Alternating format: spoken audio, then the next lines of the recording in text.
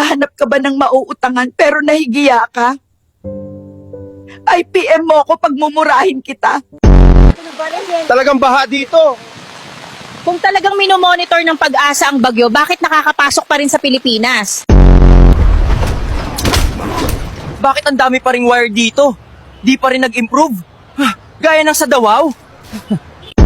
Bakit nyo ba ako dinala dito? Ang sarap ng pag-iinom ko sa bahay eh. Bahala na! Manginginom! Assemble! O ganyan, Bigfoot, luhod ka, tapos tusok mo ng ganyan, huwag kang maarte. Ay, Diyos ko, baliktad! Anong puno ang hindi pwedeng akyatin?